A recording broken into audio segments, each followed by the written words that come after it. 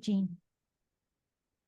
So for our theme today and for the year, I chose two things that I think work well together to help us get to that space. The first is from Taos Plebwell, and the second one is John Philip Newell's. It is our quiet time. You hear me? It is our quiet time. We do not speak because the voices are within us. It is our quiet time. We do not walk because all the earth is within us. It is our quiet time. We do not dance because the music has lifted us to a place where the Spirit is. It is our quiet time.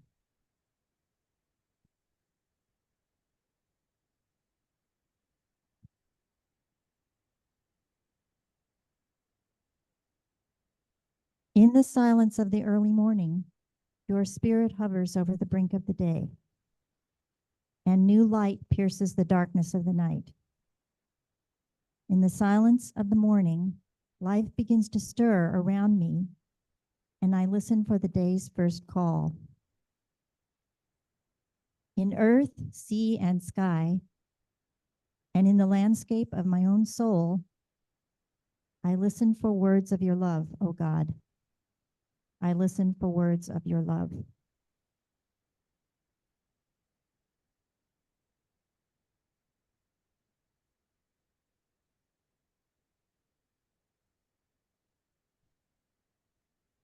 Thank you, Susan. Our quiet time. Our quiet time today will be a little bit of conversation, very briefly. Catherine Reagan will lead us in processing and speaking to us about being heard and hearing and listening until about 10:30. We take a 15-minute break, and then we will return again at 11:45 and do more work with Catherine. And toward the end, about 11:30, we have a large group conversation, Q&A, and further announcements. And you will be on your way at noon, unless you are part of the cleanup committee. I asked someone here if she would do something. She says, I'm already on the cleanup committee. So she said, do you want me to clean up after your presentation? So no. Okay. So I want to say a brief thing about our June meeting. Many of you were there. We had asked for people who were interested in reassessing Women in Conversation our last 14 years. And we asked through the leadership of Laura Bennett, who's a spiritual director and founder of Wings at St. Teresa. She led us in 3 questions. Why do you come to Women in Conversation? And what's going well and what can be improved? So I don't want to go through all of that because of time, but it was an incredible experience, and a team of 4 of us have been processing your responses. We realized after charting all the speakers and themes that we've had in 14 years, we have had more than 75 speakers. 2 of them men. Well, one was attached to someone, and the other one was Father Ivan Kamal Delis, who does something really special. But I think that's really an incredible reach out. And I want to say we began down in the basement on Tuesday evenings having panels very ingrown of people within Newman, women within Newman. What is it like to be a Catholic? Why does also being Buddhist help you in some way? What does it mean to belong to a third order community? And after that, we reached out to the Jesuit School of Theology and had many theologians. Then we reached out to undocumented mothers. We reached out to Muslim women who talked about their experience of God. So we've been trying to pay attention to each year choosing a theme and deciding and listening to you, what do we most need? So what came out of our conversation? Oh, before that, I just wanted to point out that I'm very excited that the NCR published an article on us. It came out in print last week. It's called Frustrated by Limited Opportunities for Women in the Church. These women got to work. So, so very happy about that. Okay, so to introduce our quiet time and our choice of speaker for today, what we heard from you, you wanted more reflection time built into our mornings. You wanted to learn how to do active listening. You also wanted to learn from other modalities besides talking, like music and art. What are other ways we can connect? And how to create leadership, how to welcome people into the community here of Women in Conversation. So our theme for this year, 24-25, is listen, discern, and act with resilience. It is not that we just listen and don't have a voice, but it's how can we process really deeply what we're listening to? There are so many narratives in media, so many narratives. How do we sort through it? So that's kind of what started it. And then we wanted to know, there's so many lies and confusion. How can we really deeply listen? And we have chosen a number of speakers and topics to enable us to learn to act and listen to an activity to ourselves, to others, and to God. To find out how do we get through the entanglements that we're hearing all the time and to find our own compass. This is not a replacement for claiming our own voice.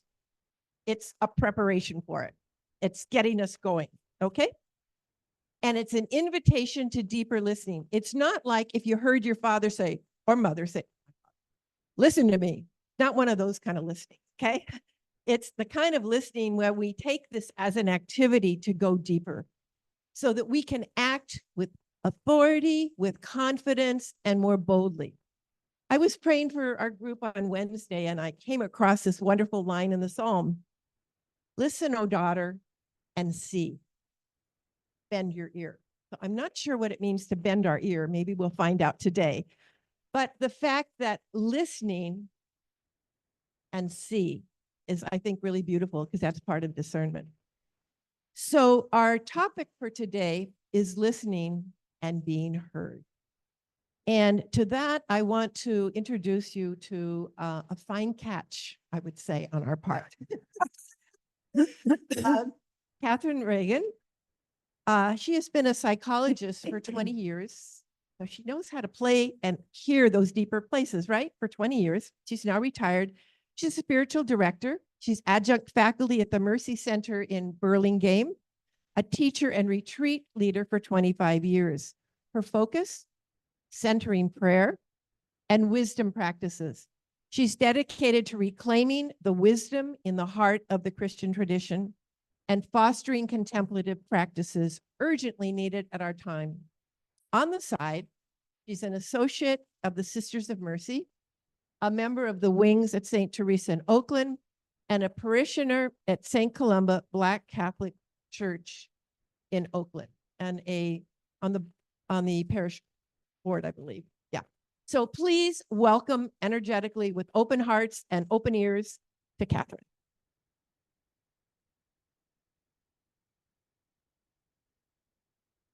Can you hear me? Good. I Oh, don't- got that. Well, we'll need that for this. Okay, this is very funny. A catch, you said she's a catch. This is what, my husband was a fisherman. And I told him over and over again, I'm your best catch. And the thing was, he knew it. Or he felt the same way anyway. So it's so good to be here. And I think without listening to everybody and why you're here, I kind of have a feeling that we're all here for the same reason, that we have a deep sense of how important listening is and how it's missing in our world and the consequences of that. So I have, you have each of you a handout with quotes from listening. And I'd like this to be a continuation of our beautiful opening prayer. Those were gorgeous. Thank you. I was ready to go right then. And so what I'd like to do is maybe just have some people help me by reading one at a time. And I'm going to ring the bell for the next reader to start. So this is a continuation. And I was also glad to hear that you wanted other ways of learning, like music and stuff. So that gives me permission to start. Unfortunately, my voice is a little rough, but I always like to start with chant. And so please join me. It's very, very simple. Loving God, here I am, here I am, here I am. Loving God, here I am, here I am, here I am. Loving God, here I am, here I am, here I am, here we are. Loving God, here we are, here we are, here we are. May our hearts and the ears of our hearts be open. And that sheet, where did you go, Jean?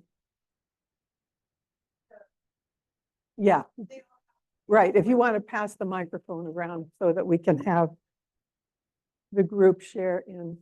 If you feel comfortable reading one and then passing the microphone along, and if you feel uncomfortable reading, please just pass it along and hold the microphone right up to your mouth so that everybody can hear. Listen and attend with the ear of your heart. Saint Benedict. Thank you.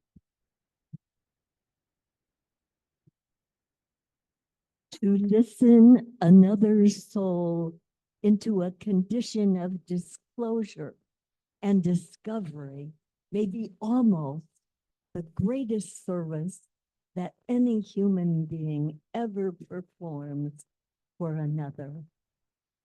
Gleanings, A Random Harvest by Douglas Steer. I think we'll just skip the source of it and just let's listen to the quotes. The hearing of the Spirit. Is that on? In the hearing of the Spirit is not limited to any one faculty, to the ear or the mind. It demands the emptiness of all faculties. Then the whole being listens.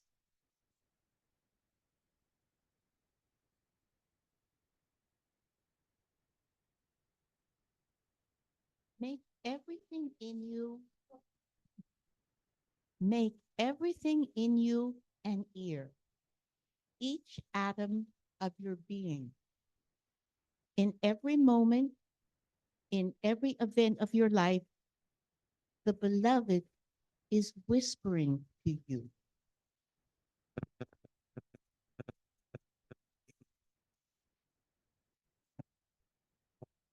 The human heart is an enormous, extremely sensitive receptacle, a listening device far more perceptive than the ear.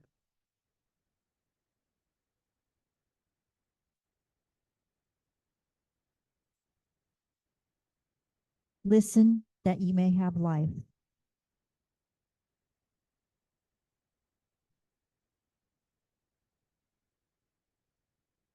It is the province of knowledge to speak, and it is the privilege of wisdom to listen.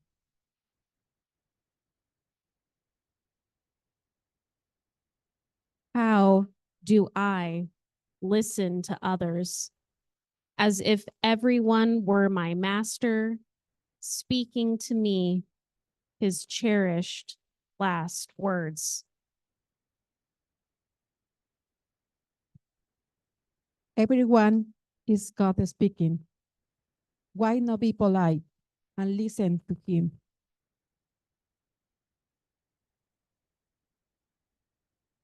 With the gift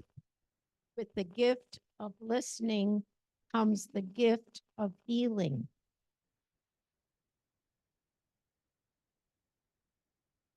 We can make our minds so like still water that beings gather about us, that they may see their own images and so live for a moment with a clearer, perhaps even with a fiercer life because of our quiet. It is not by our hand, but by earth and spirit and grace that all things are done. We are not so important. We are, at best, loving midwives, participants in a process much larger than we.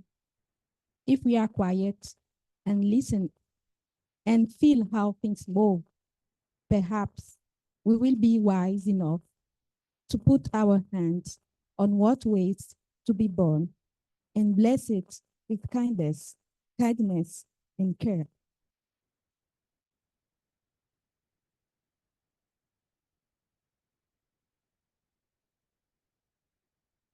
Speak, O Lord, your servant is listening.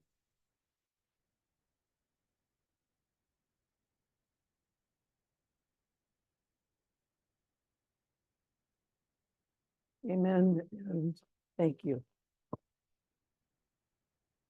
So I think we're settling in a bit as we begin, and I think that's where we want to start.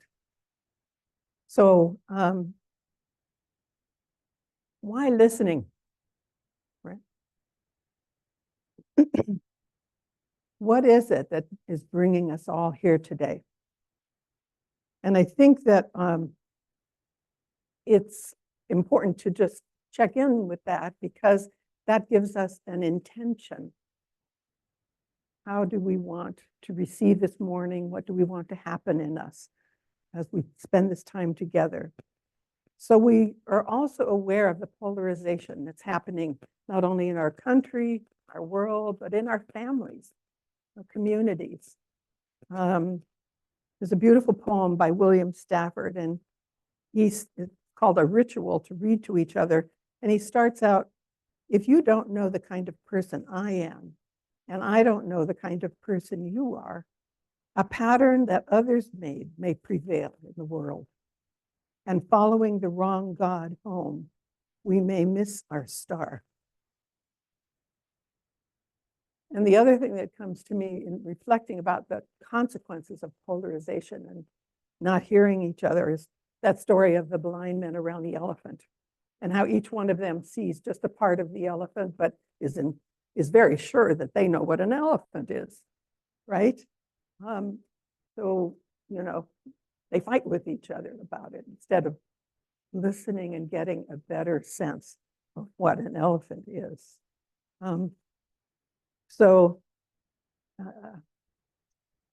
Listening is a source of empathy, compassion, understanding, wisdom. It's really the ground, the necessary ground and source for all of these experiences and qualities that we so desperately need at this time in our world.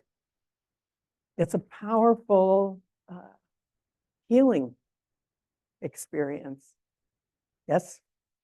And you're going to go on, we're going to go on this year in conversations for women to look at discernment and action.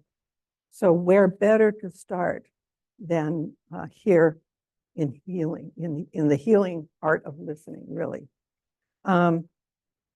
So we're going to start today very close to home.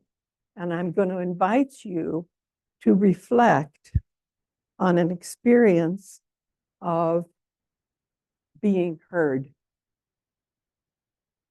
So today we're not going to do so much talking about listening, as we're going to try and experience it and feel it in our whole being, in our bodies, in our feelings, as well as in our minds. So we're cultivating the capacity for or receptivity that is listening. So this is called, we're calling it three-centered listening. So Cynthia Bourgeot teaches three-centered awareness, or the three centers of knowing. This is listening with our whole selves.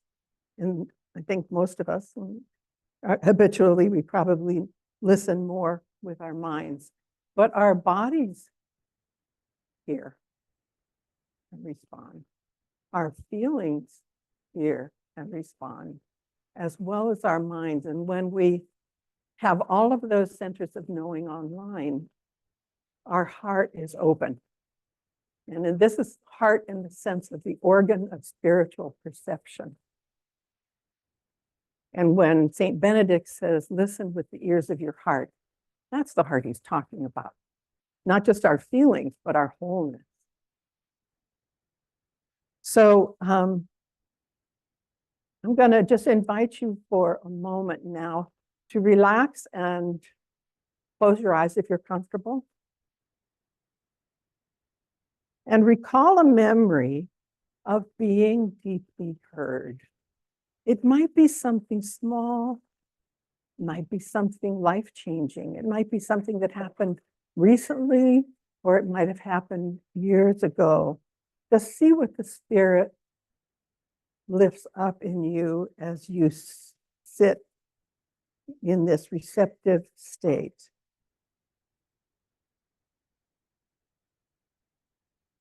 When was I deeply heard?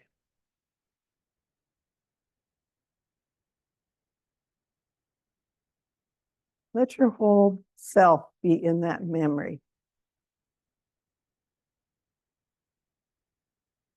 What did the listener do or say?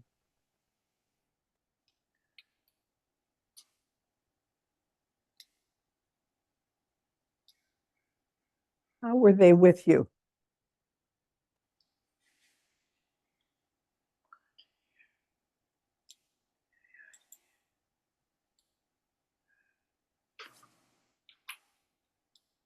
How did you feel?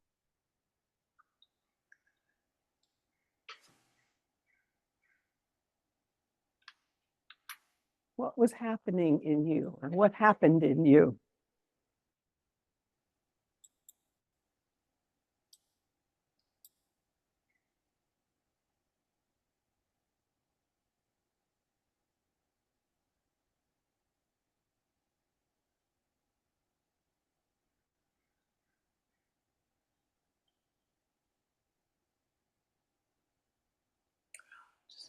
Really let yourself savor. Remember and savor it in your body, your emotional center, and your mind. Savor this experience.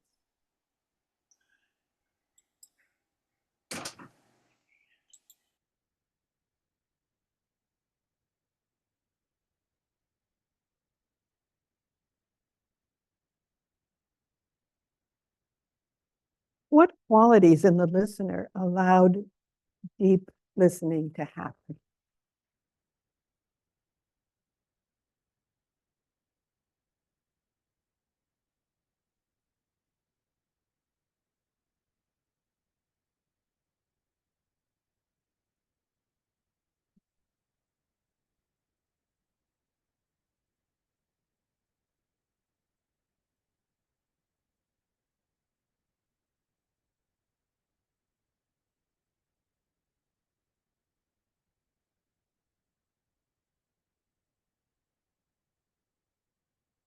What did you notice in yourself as fruits of being heard?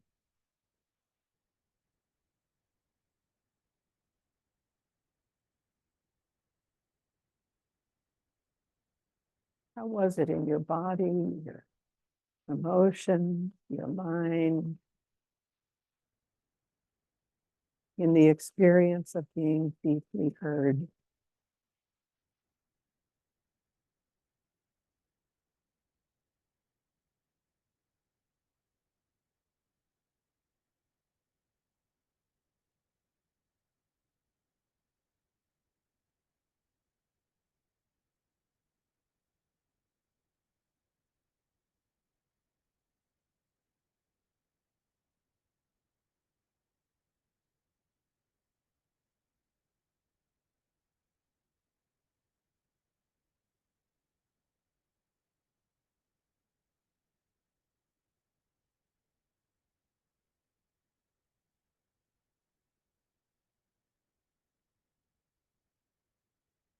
Now, if you've closed your eyes and really felt into that memory, if you want to make a couple of notes on your reflection sheet, in a couple of moments, we'll share some of that with each other.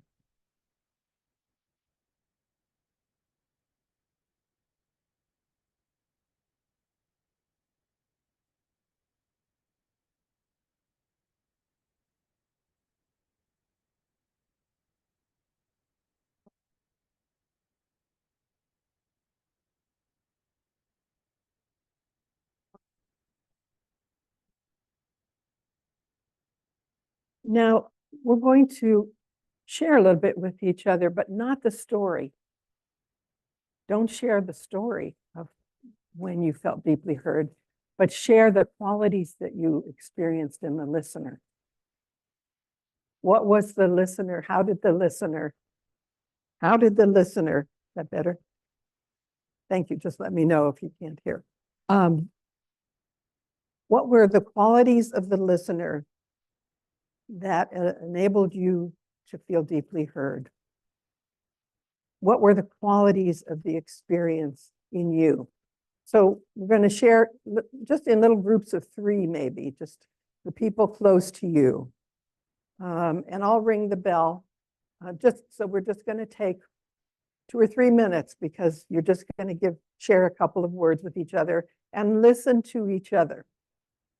Listen to the qualities that others experienced and share yours.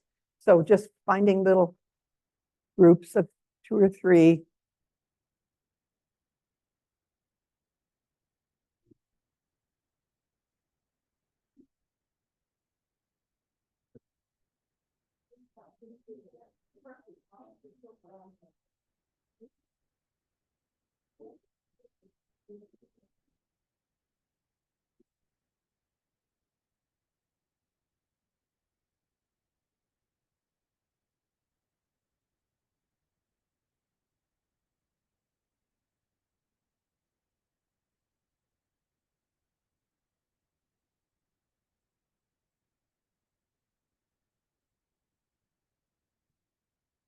Don't forget, you're not telling your story. You're not telling your story. There'll be a chance for that later. Just the qualities.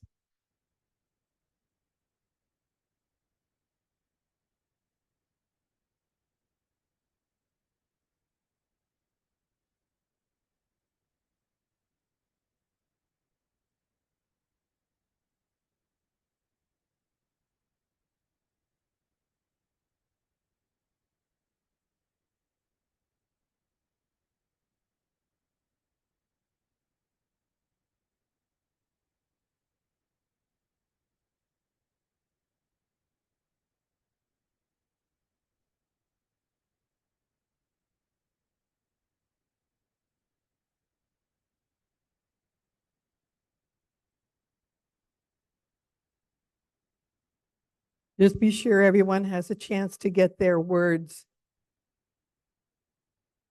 out.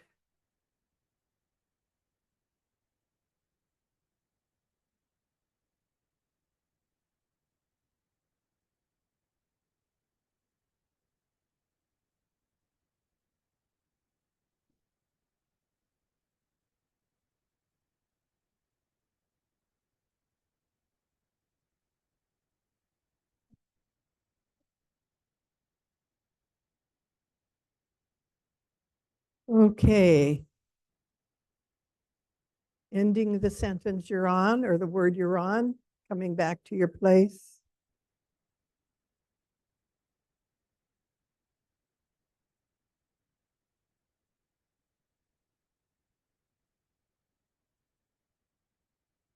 We're going to get to hear from each other in the whole group now. Some of those qualities that we're actually celebrating today. So I'd like to, Elaine's going to chart pad for us. And I just want to catch a few of those words that describe the quality of the listening. and anything that you notice in yourself that happened. So if you'll speak out nice and loud, I think we don't have to send the microphone around. I'll repeat it, okay? So yes, compassionate, non-judgmental,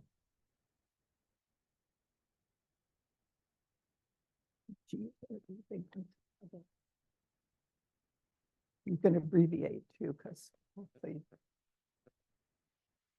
calm,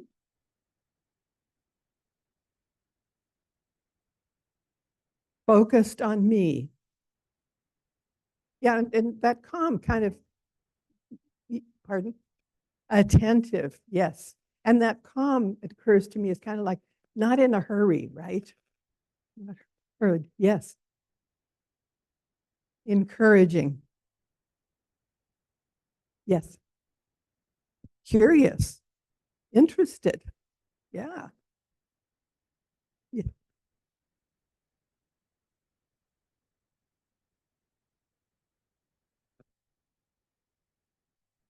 Okay. Able to experience our own feelings when we're listened to.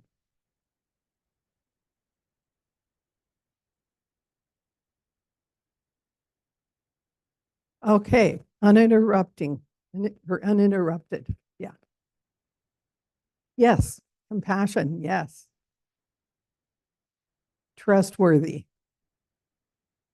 What made that person feel trustworthy to you, right? All these things add up, don't they? All these things allow you to feel like you could trust. Revealing. Without fear, yes. Yes. Accepting, yes. Attentive, yes. Eye contact, okay. Yes. A sacred space. It feels like a little atmosphere of openness and welcome, doesn't it? Yes. Sacred. Safety. Okay. So yes, one more. In the moment. Yes. All right. Was there one more?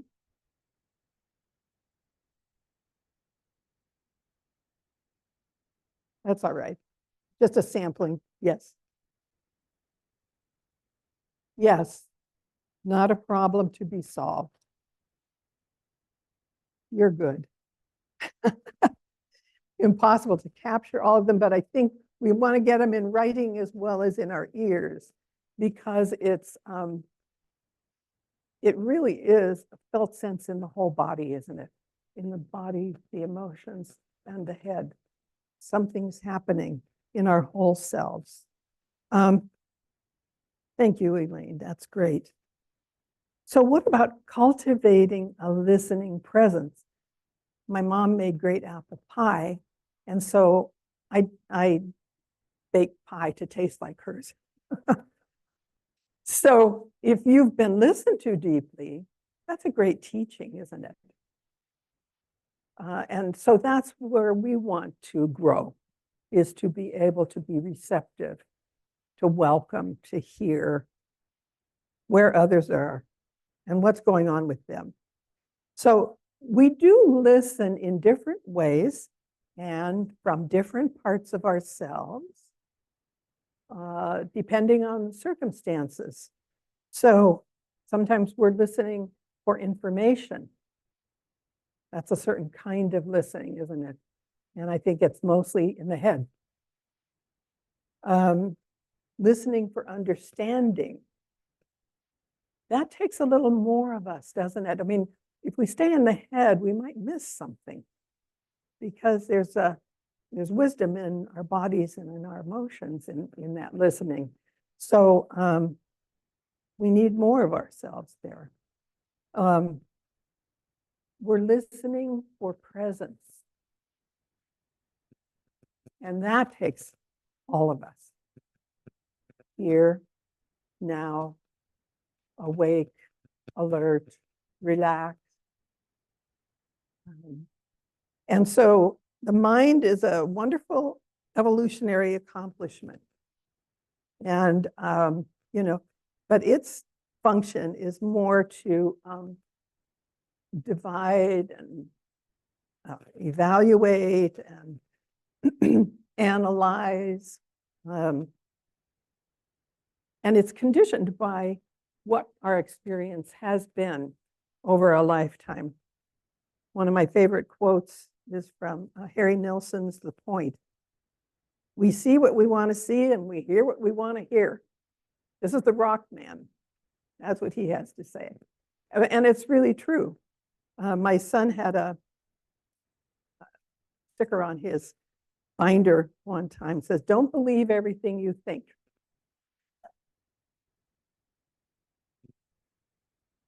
Because we're conditioned. So we're one of those blind people around the elephant, right? So that's the thing about the mind. It kind of tends to do that. The emotions add a whole kind of wisdom to us, but they also can be conditioned. And so we can get triggered. You know, maybe you notice, this is, I was just with my 5 younger sisters. So when I listen to them, there's this little thing about jealousy, comparing myself. They're all younger and doing things now that I no longer get to do. Oh yeah, that comes up. So our emotional conditioning is also part of our the way we hear. And it's good to be aware of that because there's a discernment that can happen there, besides getting to know ourselves and a little bit of humility. And the body also, the body hears. And how often are we letting our bodies speak to us? How often are we overriding what our body is saying because we have an agenda and we think we, you know, we know what we have to do. So when we're listening with the heart, when all three centers are awake. I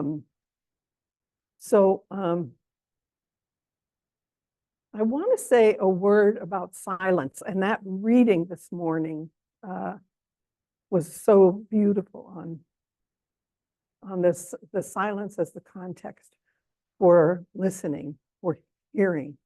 One of my favorite quotes that I've used for years and years is from Ronald Rolheiser. And he says, "Silence is what brings us into community." And so it's important that we try to learn the language of silence, just as we also try to learn the words that can help us know each other. He says, there's a huge silence undergirding us and inside of us that is trying to draw us into itself. To enter that silence is to enter the reality of God and the reality of our real communion with each other. So silence is the well of compassion, understanding, wisdom. And so how do we make that part of our being every day? How do we do that? We want to listen to each other from a state of presence, rooted and grounded in that silence. And so there's a lot of habitual clutter in our day, in our minds, on our calendars. So how do we let go of some of that clutter? How do we clear that space? How do we clear it out to make sacred space?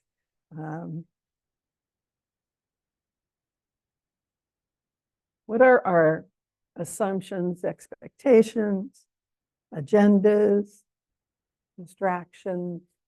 We're always in such a hurry these days, aren't we? And if there's not one thing, there's 10 waiting in line for our attention. And it's so much worse because of what we have access to now, just always bombarding us. So that's something that we all want to be aware of and find a way.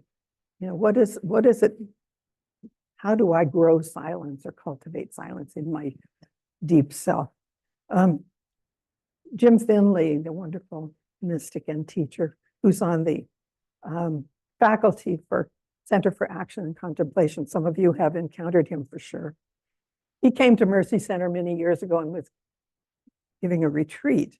And I made some notes about what he said about reflecting on yourself as a listener. And he says, a listener is someone who does not move in with answers.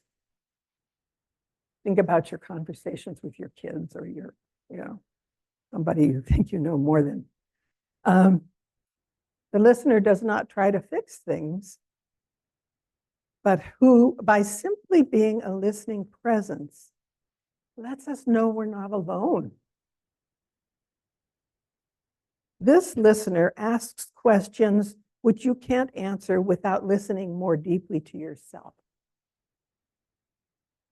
So that quality of being interested. And listening more deeply to yourself, you search to find clarity in words, right? And the listener asks more of those kinds of questions, not, pushing you around, not pushing you too far, but just really interested. And you listen more deeply to yourself, searching to find more clarity in words. Was that part of your experience of being deeply heard? And he says, in the humility of this listening, and being listened to, we can begin to get a footing in our own life. How grateful we are for one to listen in this way. So gratitude and relief, so that we can listen to our own self.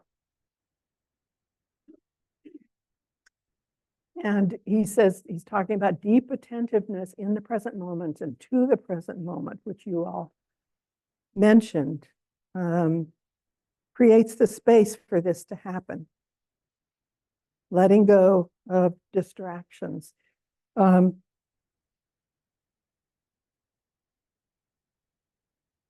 This little book came to mind as I was preparing for our conversation today. Radical Hospitality, Benedict's Way of Love. What if we thought about listening as radical hospitality? Wow, I think that kind of captures something, doesn't it? Listening to people who are different. Listening when we set aside time to listen and let go of our distractions for that time. The whole last chapter on this is on listening. Listening, the deep truth of hospitality. It's a lovely little book. And it gets me, and I would encourage you to enjoy it too, reflecting on, what's the quality of hospitality in my interactions and exchanges. And I think it has everything to do at the ground with listening and making room for the other. Let's see. This listener is open to the preciousness of the person coming and showing up in their own way and their own time. Those of you who have had kids, you know about this. They're not always wanting to share. But then when they want to share, you're busy. So it's like, how do we be open to being humbly attentive to the preciousness of the unfolding that is happening in this person. There's an unfolding happening. God is in every person, in every life. And we will go back to that quote about listening to God in everyone and everything that comes to you. Also, I'm thinking about patience. I'm thinking about respect. I think a lot of the unhappiness in our country right now is because so many people feel disregarded. So also being willing to be stretched, being willing to be changed. Wow. Being willing to be surprised. So I don't know. Okay, I was married for 53 years before my husband died. So we sat across the dinner table from each other, breakfast table every day. And I don't know about you, but I had certain, I thought I knew him. There were certain things I wanted to hear, and I thought, well, I'll never hear that. Or I thought I knew exactly what he was going to say when he started. And then I do remember one time, I hope there were more than that, but when I listened all the way through, and I was surprised and delighted. So are we willing to suspend our expectations and assumptions and maybe be surprised? The other thing, well, this is really getting into, but a listener doesn't jump in with their own experience that they think is similar to what the speaker is offering. So these are a few of the qualities that we're invited to live into, to grow into, to practice. It takes practice, doesn't it? It takes practice to cultivate that place of silence and peace at the ground of our lives, no matter what's going on. There's always that, in our bodies, there's, in addition to everything that's going on in our senses, pains, pleasures, there's always a stillness. The body is the movement center in the wisdom teaching. Always at the ground of that is stillness. Always in our emotional center, no matter what's going on, what's passing through, there is peace. Always in our busy minds, no matter what we're preoccupied with, there's silence. So this ground of silence and peace and stillness is always with us. And it takes practice to let it grow and to be able to drop into it no matter what's going on when we want to be able to listen. So we're going to take a break now. 15 minutes. Jean has an announcement. But before her announcement, I just want to invite us as we converse with each other, be aware of your listening.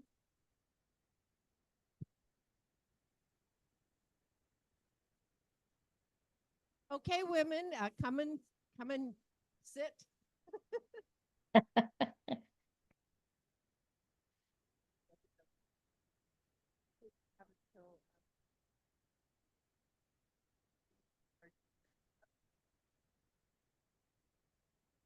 Oh, I was, yeah, but I was thinking until 11:30. Yeah, 11:30, yeah. Yeah.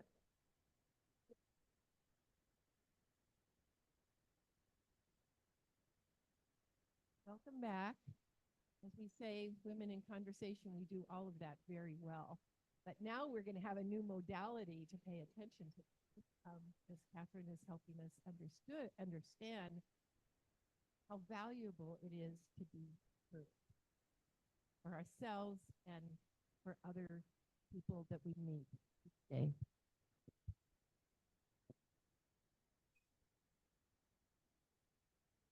Welcome back, everyone.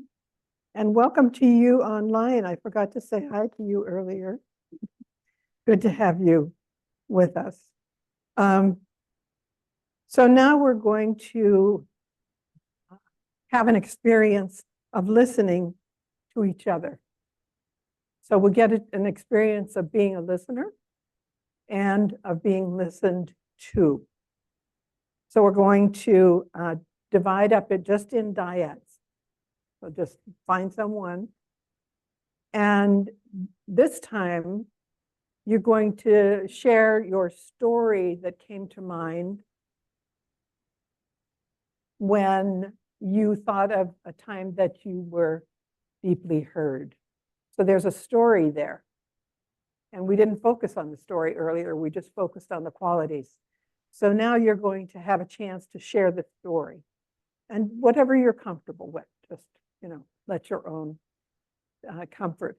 But as a listener, we're creating a contemplative space for receiving another person's experience.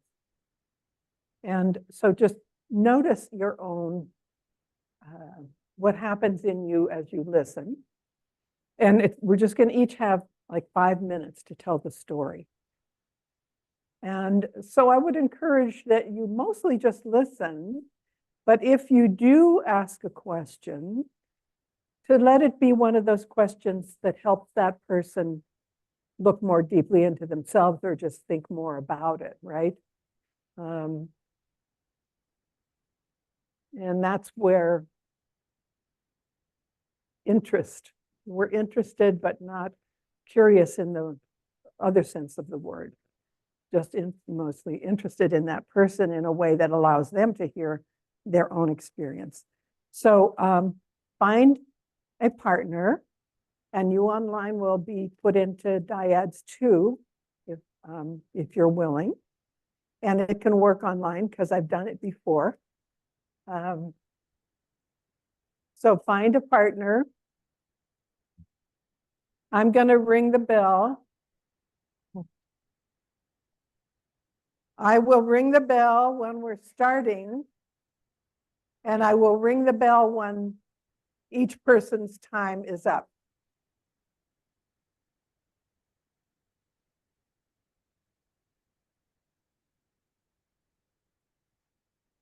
Five minutes. I'll ring the bell in a minute as soon as everybody settles.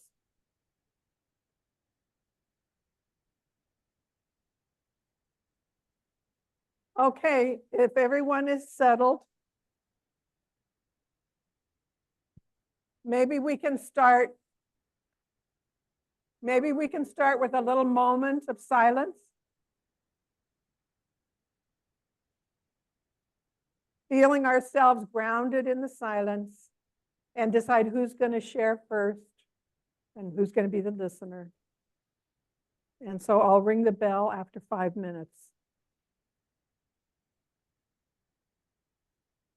5 per person, 5 minutes.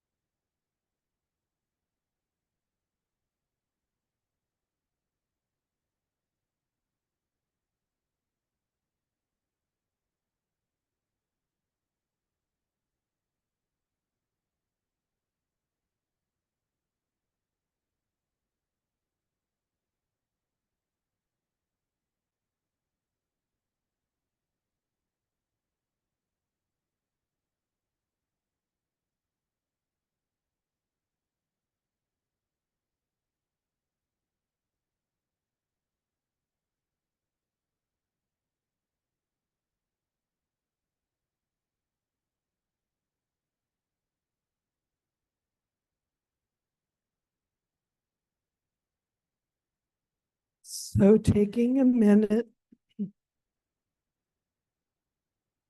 to finish your sentence.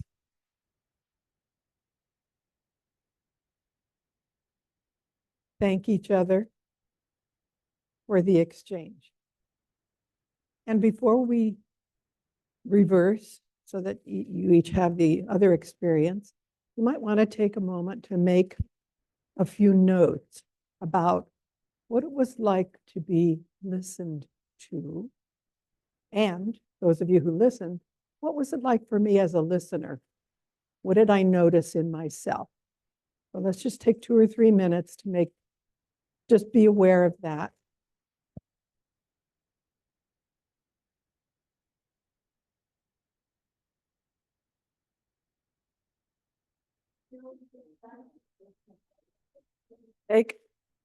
Take a couple of moments to notice what it was like to be a listener, if you were the listener, to notice what it was like to be listened to right in this little session here. And just, making a little note of that, mental note or written note.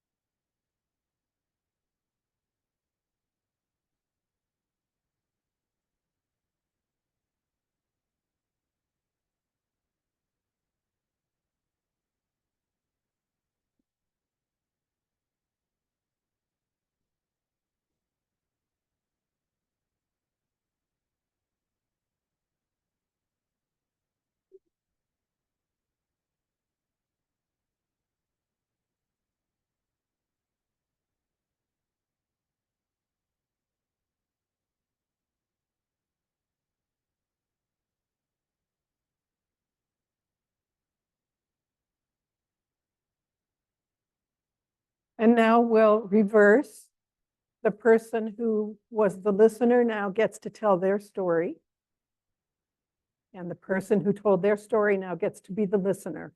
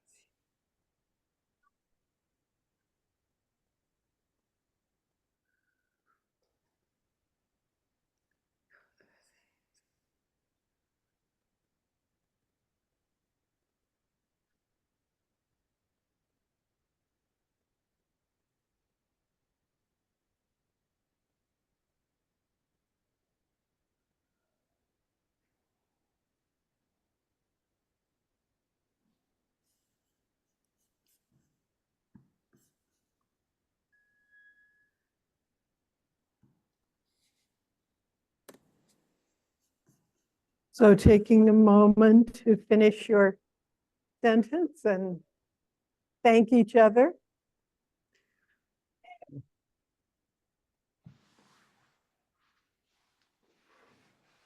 Thank you for your help.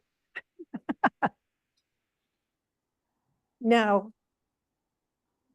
equally important for our purposes this morning is now you have a few minutes to make some notes about how was it in my three centers as I listened, as I told my story and felt listened to, what was going on in me. So time for reflection and taking some notes if you like. Take about 3 minutes or so.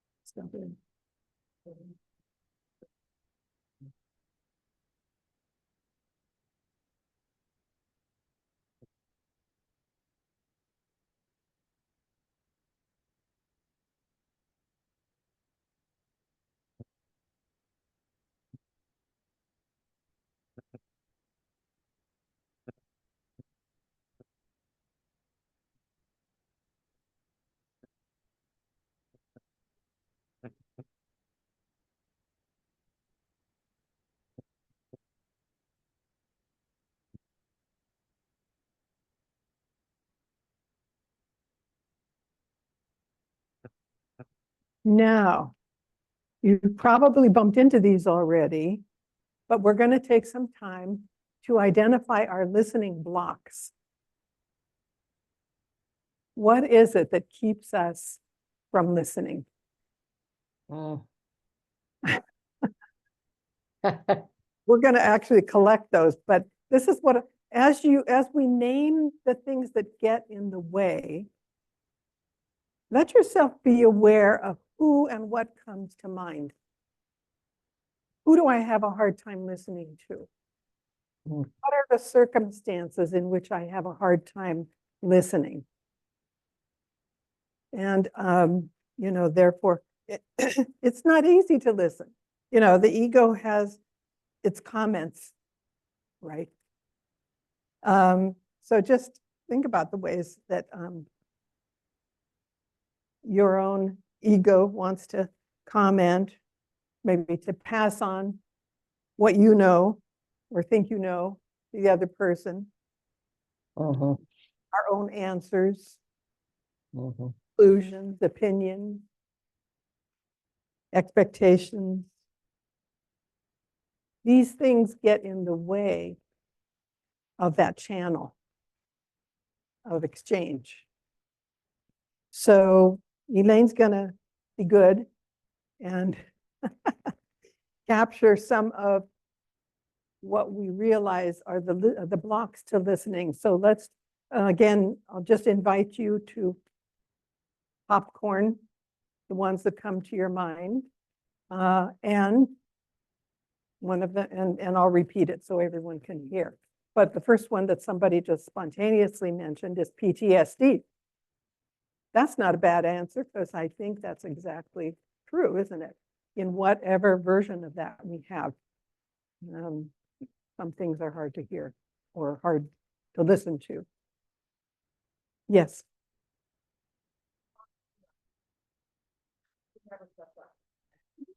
Hard to listen to someone who talks too much.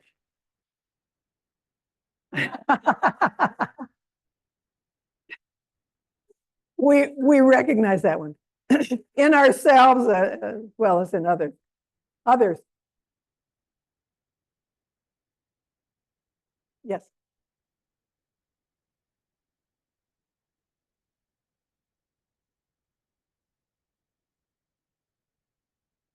Yeah. Our own insecurity or low self-esteem can keep us from really just being open to another person. Yeah. Yes. Being talked at. When someone is talking at us, that's a challenging time to be patient, to be present, because we're probably trying to think of what we're going to say back. So that's another one. Planning ahead what we want to say back, right? That's a listening block. Yes.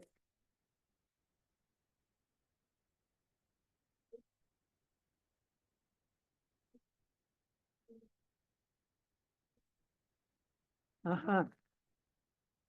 Okay.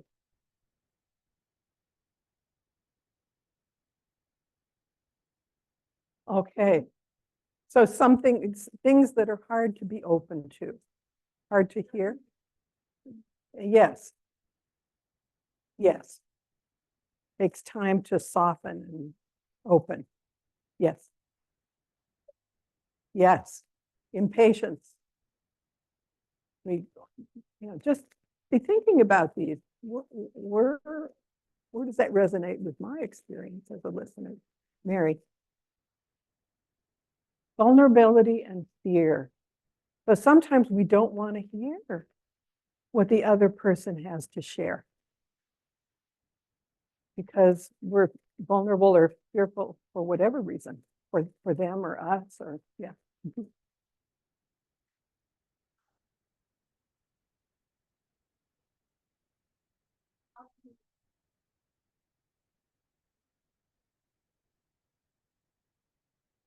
So being rushed, either as the one who is sharing or the one who's listening. Yeah, being rushed. Yes.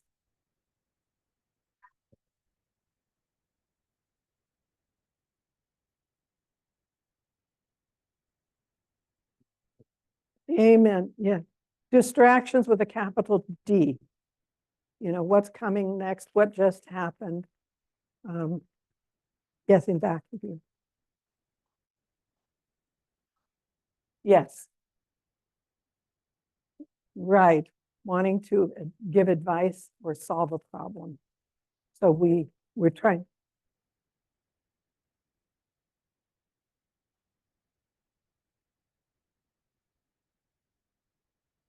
Okay, so that's as the sharer. And it can also be as the listener. The other person is too different. I can't, I can't relate. And I have some assumptions if people are different, right? Yes. Judgmental, yes.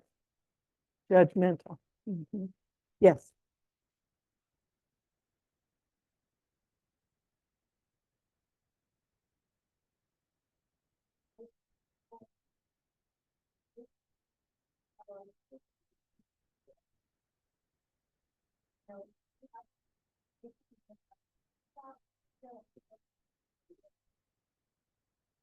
Exactly, and analysis.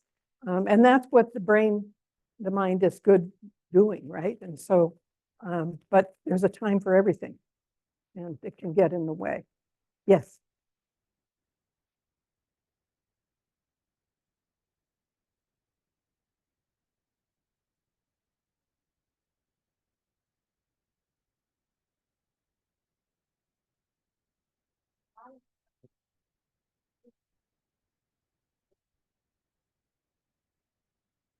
Okay, very human awareness. She said her body, she was still emotional from sharing, and her body and her whole self wasn't finished with that. And so it was hard to be present. So, if I'm emotional myself or have something going on, it is hard to listen, isn't it? And so sometimes we have to let each other know that we can't listen right now, but come again.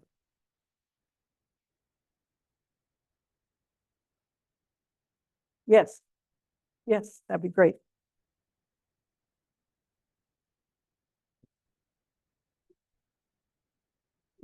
I can't see them. I'm just seeing myself. I need to see gallery. I need to be on gallery. Oh, okay. Can you just name them?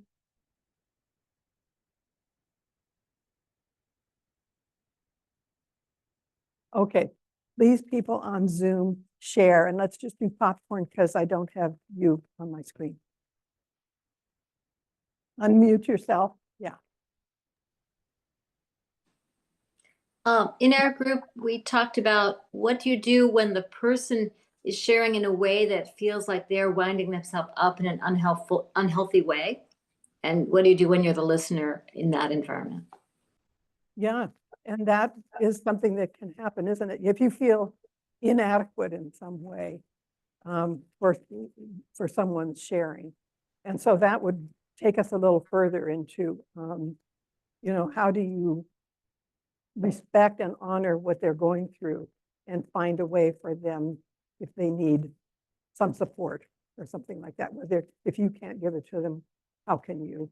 Well, there we go. Now I can see you. Yeah, and that happens sometimes. We can't always, if we feel people need some support, we can just, that's where the empathy and compassion come forward. It's not necessarily going to be us who's going to be able to do that for them, but just acknowledging that they might need some support. Anybody else on Zoom want to share any listening blocks? Not right now. So anybody else? Yes.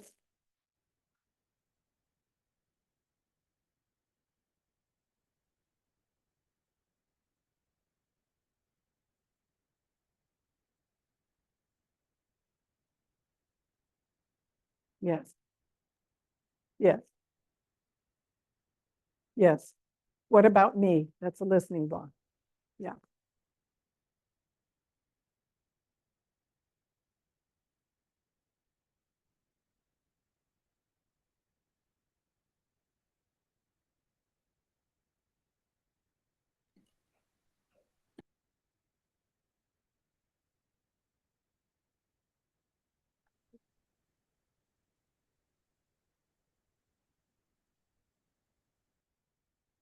Okay, so those were some of the experiences of listening to each other online. And creating some anxiety, just appreciating some anxiety, and can we pull back a little bit if we need to? I don't know what else to say without hearing more about what went on there, but thank you. Yeah.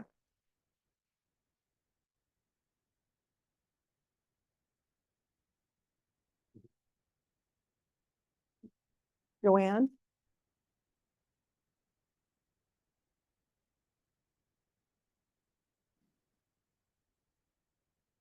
No, are you unmuted? Are you asking me? Yes, Online? did you want to say something? Oh, no, I think, well, it was just what Gail had shared. Like when sometimes in listening, when a person's going on and on and on and on and on, and it feels like maybe there's some imbalance there, how to be supportive and how to bookend it in a healthy way, I guess, for both parties. It's a challenge, isn't it? How do we keep our hearts open? But maybe we need to bring it to a close. I can't, I mean, just to acknowledge the respect you're giving that person by listening, but then being able to acknowledge your own limitations and that you're not able to listen any longer at this time. Whatever words come to you at that point.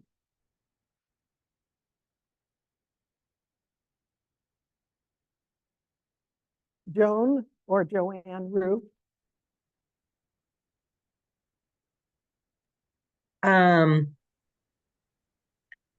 Yes, it's really hard. Even volume. Some people are so loud. And when they're speaking to you, maybe they don't mean to be shouting, but it feels like they're shouting at you. And when you feel that way, it's really hard to stay present and listen. Okay. So these are the challenges of being human.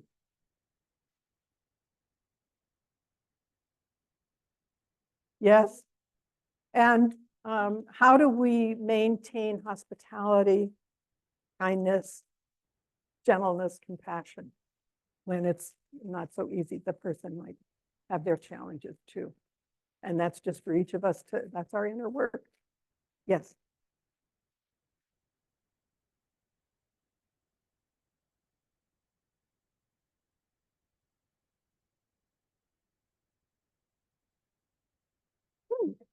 Ah, that was sweet. When they listened to each other, they just spontaneously sang a little hymn at the end.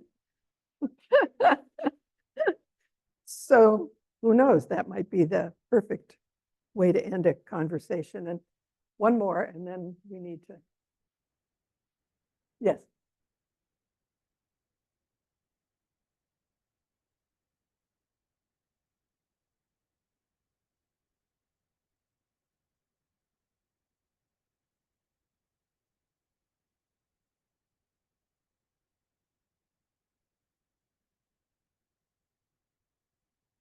Yes. Yes. It's a distraction if we're in an environment where there's a lot of stuff going on. One of the things that makes me think of, you know, when you're at a thing where there's a lot of people and someone is talking to you, but you're wanting to talk to that person over there. That's not very good listening. So how do you let go? So you can sometimes let go of distractions, sometimes need to find another place to listen if the listening is important at that time. Let's go on for just a bit here. I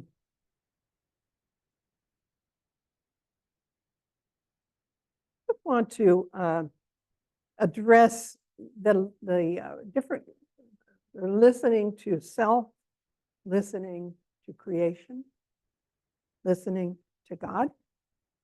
That we've been kind of focusing today on listening to each other, but the same principles really apply. Do we respect and regard ourselves?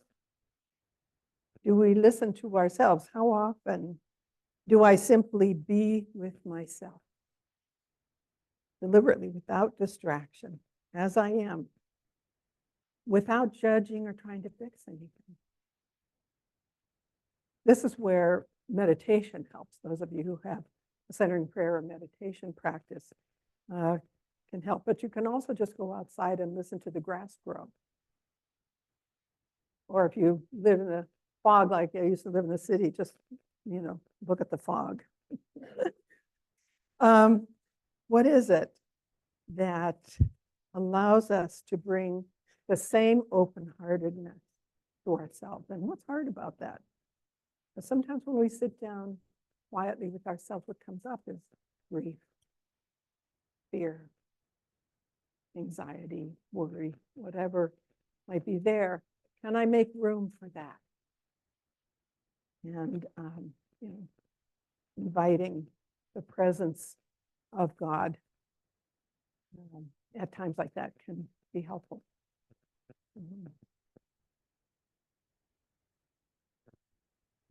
At listening to self, I was thinking about different ways of listening. Listening in the silence, or listening to ourselves like with the Ignatian Examen. So at the end of the day, taking time to see what happened today. What was, where did I feel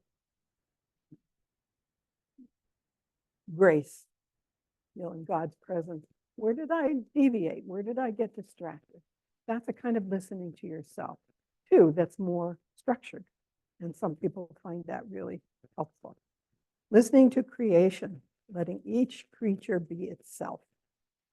There's a little book. I put those books on the back table if you want to just take a look at them. What's his name? Newell. John Philip Newell, Listening to the Heartbeat of God. He draws on the Celtic spirituality that everything reveals God if we let ourselves be present with what is. And then listening to God in whatever way that mystery is something you're in relationship with, right? I like Thomas Keating's referral over and over again to Matthew 6:6. Go into your inner room and pray to your Father in secret, and your Father will reward you in secret. So what I like about that is we don't always know what God is doing in us and saying in us, but we can trust giving ourselves to that quiet, to that. We can trust that something's going on beneath, beyond what our perception is. And then, of course, there's the story of Samuel, who's, this came to mind as I was thinking about this today. He's hearing the Lord, but he thinks it's Eli. So he's asleep in the temple. And the Lord calls him, and Samuel answers, "Here I am." And he ran to Eli and said, "Here I am, you called me." But Eli said, "I did not call, go back and lie down." And it happens a second time before Samuel realizes, or before Eli realizes, oh, the Lord is speaking to him, but he doesn't know how to listen yet. He doesn't recognize that yet, that experience. He says, "No, so go back and lie down. And if the Lord calls you, say, 'Speak, Lord, for your servant is listening.'" So Samuel went and lay down, and the Lord said, "Samuel," and Samuel said, "Speak, Lord, your servant is listening." It was kind of a nice way of hearing that story and realizing, is it possible that I'm just not realizing that the Holy One, the Spirit, God, is guiding me, is speaking to me, is calling me. So it helps to just remember that possibility. And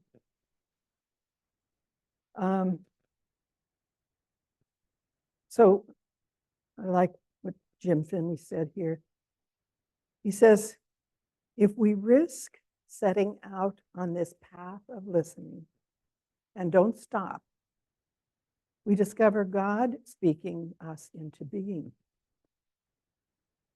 We discover God speaking us into being through others, through nature, through our experiences, whatever they are. We discover that we are God's word, and God is infinitely listening to God's word. We discover God to be an infinite listening presence, listening to the word God has spoken and is speaking in every moment. And we awaken to the truth that our listening is not separate from the listening of God. And we become God's infinite listening presence in the world.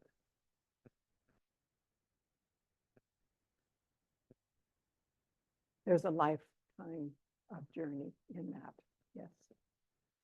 A life journey. But that's where listening can take us. So we'll open it up now for comments, questions, what you discovered in your listening, sharing. Yes, and I do think we need the microphone now. But even if you're speaking on the microphone, speak right into it. Thank you. Here.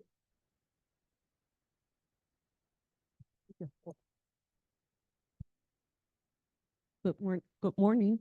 I just wanted to say that my experience in listening to God's word, I have received a lot of healing, a lot of peace, happiness, good thoughts, good memories.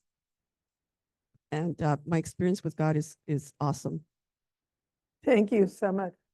Listening to the word of God. Yes.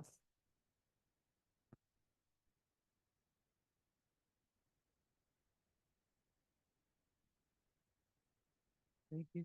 In listening to Mary, she was telling me closer. Okay. There you go. In listening to Mary, she talked about her child that was disabled a little bit. And I felt a lot of empathy because so's mine. And it was kind of like identifying each other and saying, we're not all alone in this thing. There are other people too that are dealing with the same issues. And it was very rewarding. Beautiful. And I really liked listening to what you had to say. Thank you. Beautiful. Thank you for sharing. We discover when we share with each other that we have commonalities and sometimes very profound things that we share in common. And that's a blessing. You're not alone. I really feel like I heard God. And the situation was going over the Rocky Mountains, about to land in Denver. And the stewardess says, please take your seats. And then they all take their seats and buckle up, and being just terribly afraid of flying to begin with. And anytime I see stewardesses buckling up, I'm like, oh my God. I look out the window. The tip of the plane is getting into this total cloud. Can't see where the mountains are. Can't see where they aren't. And the plane's starting to shake. Just, you could tell it's coming, it's coming. And I was so scared. I've never been so scared in my life. And this voice, and it was a woman's voice, which I think is interesting, but it sure wasn't me. This voice in my head said, it'll be okay, Elaine. And so I said, it'll be okay. And I just said, might as well enjoy it. And we're rocking and rolling. And I just said, could be a fair ride, and we land, and it was okay.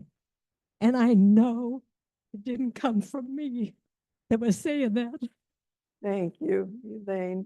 So I hope you at home heard her story well. Just a scary time on a plane, and she heard the voice of God come. We know not how. It'll be all right, Elaine. And not only did she believe it, she was able to then to enjoy the ride after that. Bumping along, that's pretty amazing. And if we think about it, wow. That trust, when we have trust, the possibility of joy in our lives goes up. No, many of us talked about the blocks in either our friends or ourselves that make it difficult for us to hear. This could take another whole workshop, but how do I have a friend who talks too much, and I love this woman dearly. We've known each other for like 30 years.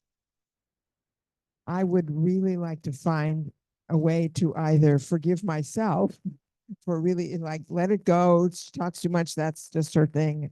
Or let her, I think that's the thing. I was going to say, how do I tell her that she talks too much? But I think the thing is, how do I go about going to myself and saying, Deb, it's all right. Just stop worrying about it. I think that's so, like I say, that could be another whole workshop. But I guess that's what I want to know. If you have a sentence or two that would, or any of these things that we find as blocks to listening. I think you came up with exactly the wisdom, which is this is how we practice patience.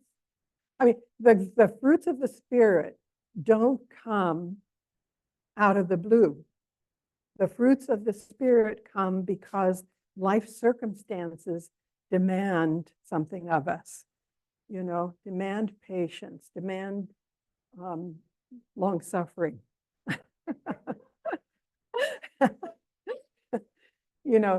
Demand kindness. That's how the fruits of the Spirit emerge in us, in our atmosphere, and in our world. The other thing that occurs to me, Deb, is a sense of humor. I mean, there may even come a time when the two of you share a sense of humor about that, because you're no longer. Good morning again.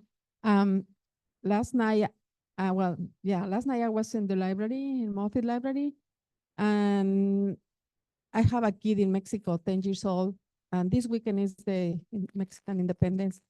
And I was almost ready to buy a ticket to go there, but no tickets also allowed. And I checked my agenda, and I put in my notes this event. So I say no, because I have to go here, right? And this morning I wake up like 8. I said, should I go to the library or here to the Newman Hall? But I have a Virgin Maria on the side, and I saw her go, yeah, okay, I go. So, so I'm here, and I'm glad to be here because I learned a lot. And thank you for sharing everything. Thank you very much. Just the voice that got her here this morning, and it's just where she needed to be. Yeah, a woman's voice. Yeah. Yes. So my comment is, I sense that there's a real readiness, you know, from the airplane ride to the our good friends, and is there any comment you might make about just a sense of being present and how, like a self-awareness aspect to listening as we go through our days? And no doubt that that's probably a huge weekend Okay. retreat or something. Okay, now you remind me, I didn't know if I was going to tell this story or not. I was telling Jean. I surprised myself recently when I was able to listen all the way through to that guy who's running for president when he was giving his acceptance speech. I haven't been able to listen before or look. And for some reason, I was able to sit there and listen to that whole thing, and it surprised me. And I was reflecting on it. And I really do think that it's my centering prayer practice, that after time, when we spend time cultivating that peace and silence and stillness in ourselves, that there's room there for things that are very challenging to be present to. So that's all I can say. That's excellent. Thank you. I think, Jean, how are we doing with one more? Yeah. Okay, one more person. And then I do have final thing. Just very briefly, you were talking about listening to the president at acceptance speech. Oh, the two that are voting right now, Pope Francis said, vote for the lesser evil. Yes, So that's Pope Francis. I'm so glad arriving here to see the life-size image of Pope Francis. I love it. Anyway, I want to look. This morning I was on my online meditation group, and we always start with a reading or a poem. And here's the one that came up this morning. The first three words, if you listen. I thought, oh my goodness. If you listen, not to the pages or preachers, but to the smallest flower growing from a crack in your heart, you will hear a great song moving across a wide ocean whose water is the music connecting all the islands of the universe together, and touching all. You will feel it touching you, around you, embracing you with light. It is in that light that everything lives and will always be alive. That is all there is. If you listen, not to the pages or preachers, but the smallest flower growing from a crack in your heart. I love that. So let us, maybe that could be our intention going forward from today, to listen to the smallest flower growing from the crack in our hearts. Thank you, friends.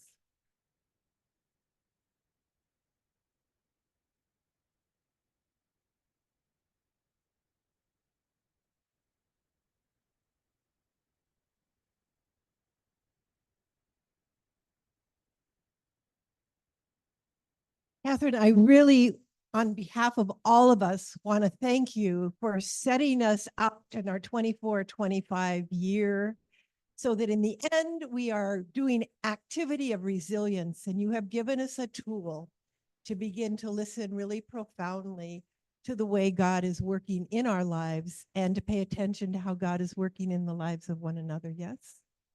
Yeah, thank you for the wealth and richness and wisdom that you have opened up for us, so generously provided. Thank you.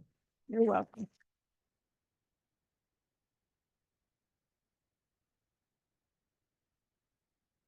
A few announcements. I think we're really good on time. This is wonderful. There's no anxiety about hurry up, I think. We'll be done by noon, I'm sure.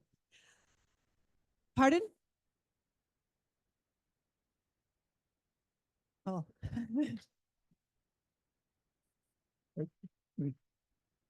Yes, thank you, thank you. I also want to recognize Karen and Susan, who have been really, and also Ellen, who's been behind the scenes since yesterday, working on this. They come on Fridays and work on it. They were here at 8 o'clock this morning trying to get us connected, which is what is part of communication, getting us connected. So I want to thank and recognize them and all the people on also on Zoom. There's a few announcements. Ellen, I'm going to ask you to make the one on the student dinner.